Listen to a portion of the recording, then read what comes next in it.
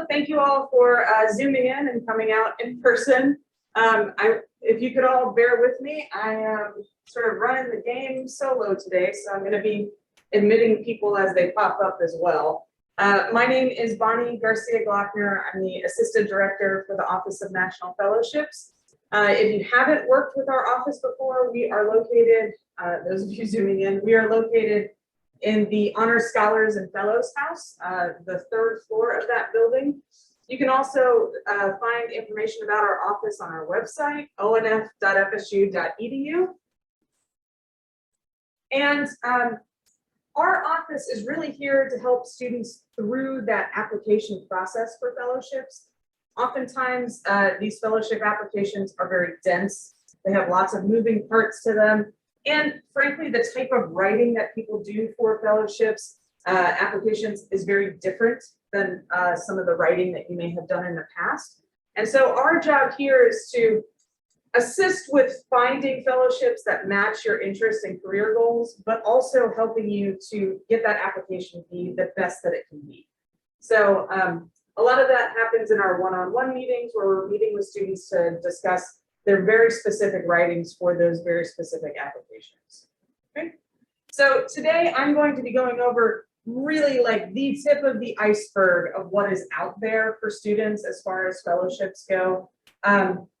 Obviously, if you can get involved with fellowships and these opportunities earlier in your academic career, it just means that you can really hone in and focus on what your future education and career goals are. So we work with about 60 nationally competitive fellowships. So even if none of these maybe pique your interest, there are lots on our website. And frankly, even if you find something that's not on our website, we will still walk you through and work with you through that process. We're always happy to learn about new opportunities. I am going to start off by saying that I'm going to be presenting a lot of information. There's a lot of stuff in here. I will not be going through the slides sort of line by line, but this and all of our other workshops are put on our YouTube page.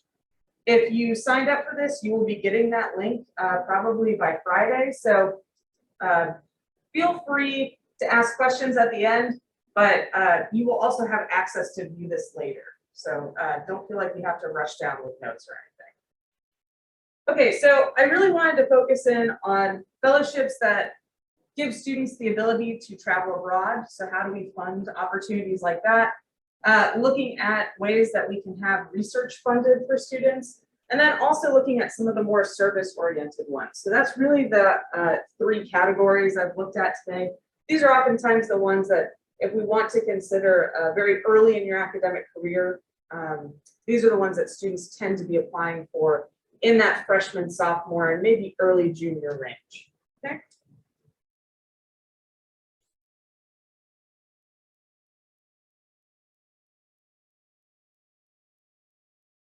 Well, this is going to be interesting.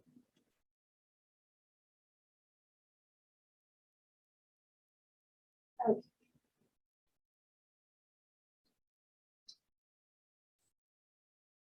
Oh my goodness. Okay, so let's talk Fulbright. Some of you may have already heard of Fulbright before. It's a program that it's a larger program. It's after students have graduated from their undergrad institution, and it allows them to go overseas to teach or do research. Now, a part of that Fulbright is the US-UK Summer Institutes. So these are really aimed at students that are very early on in their academic careers, freshman, sophomore level. And it allows students to go to the UK, engage in these very specific curriculum for the different sites, and discuss matters that are important to that specific region or institution.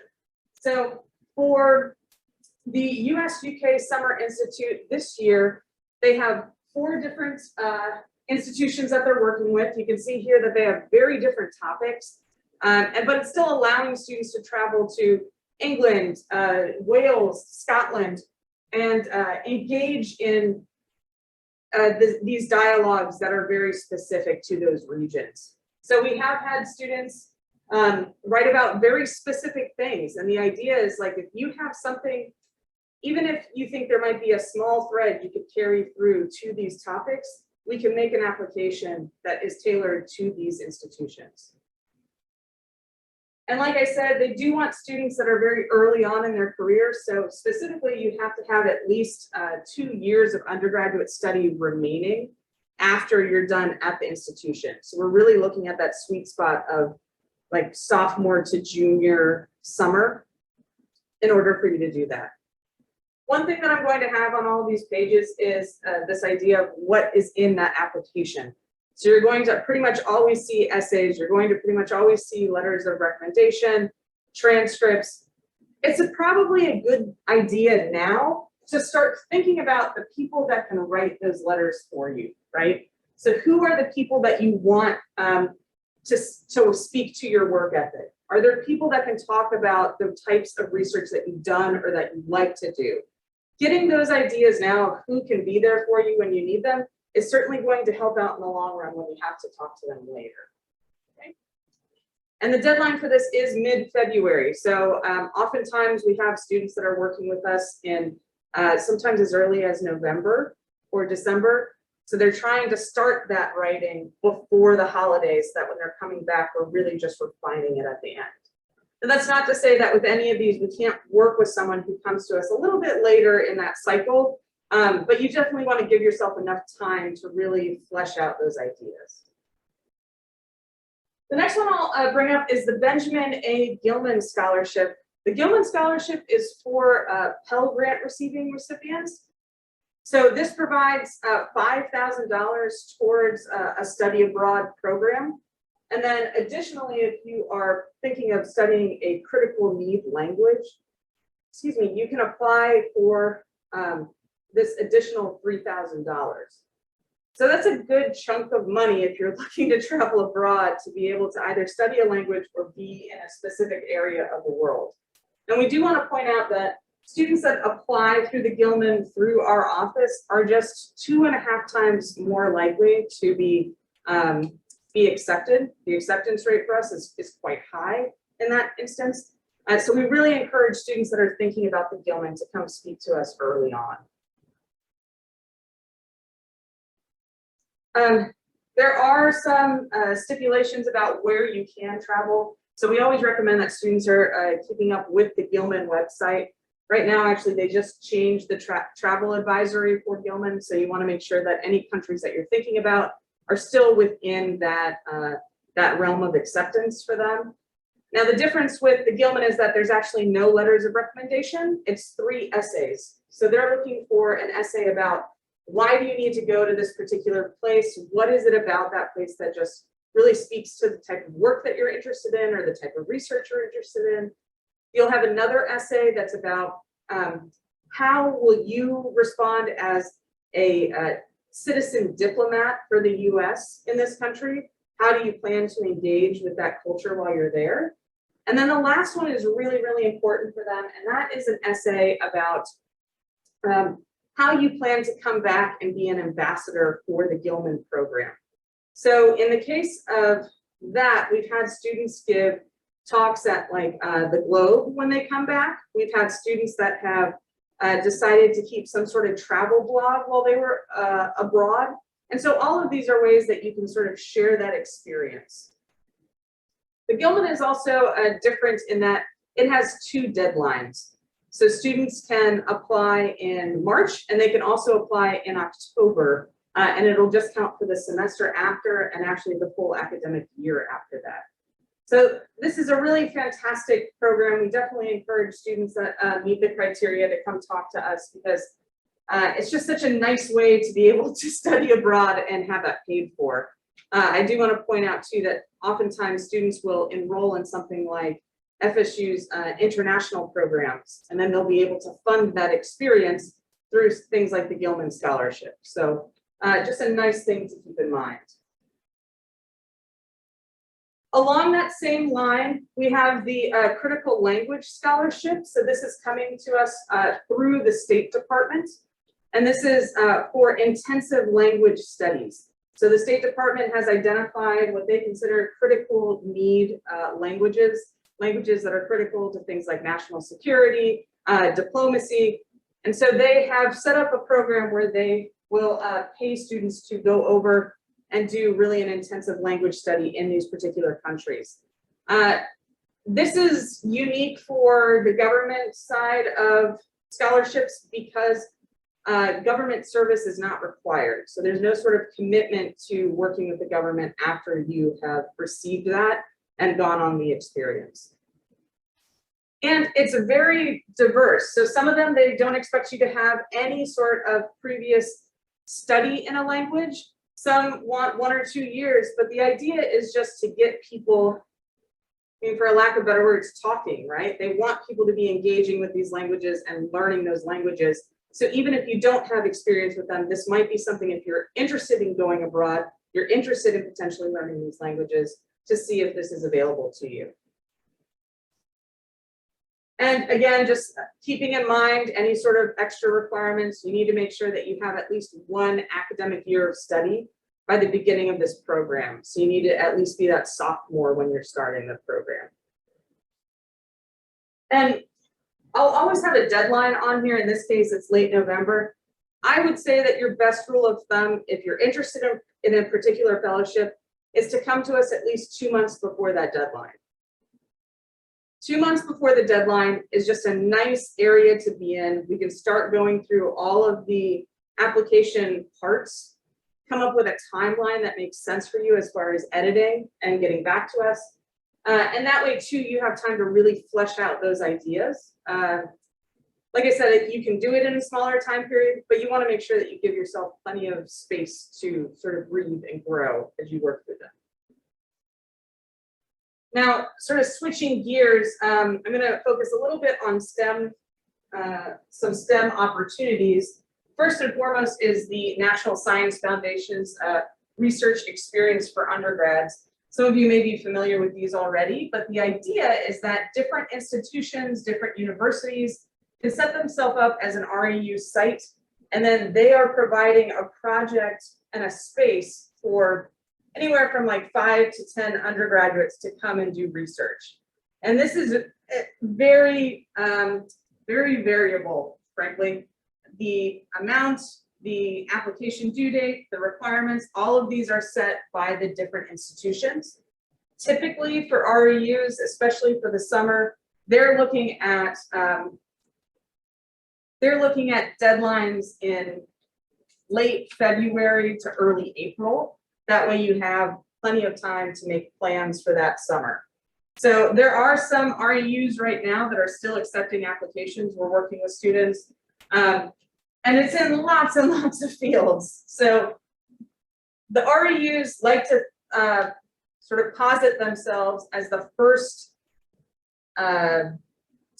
gateway into science research. So for some students, if they've never had access to that before, they really like this idea that this is maybe open to students that just have not had a chance to do research in a field that interests them.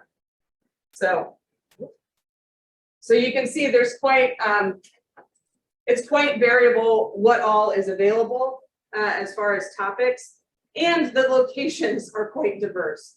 So if there's a particular place in the United States that you'd like to go to, this is a nice way of doing that too. I have a student that I'm working with actually right now who is applying for something like 7 different REUs. So she's interested in meteorology. She wants to see everything that she can out there, right? And there's plenty of places all across the United States that have these meteorology REUs. She's very, very excited to really pick and choose to see which one she's most jazzed about. So I encourage you to check out their website just because there's so much information there and so many different opportunities. And it changes every year. Like every summer there's a new place or a new program. So definitely worth checking out. Along those same lines is DAAD-REU. So DAAD-REU is another research internship in science and engineering. This is over the summer. You have all 3 months are fully funded through a host institution in Germany. So this, again, if you haven't had a chance to do research, this might be a nice way to sort of start that research journey. You do not have to be fluent in German. Many of the places will just speak English the entire time anyway, but certainly if you have experience in German, it doesn't hurt.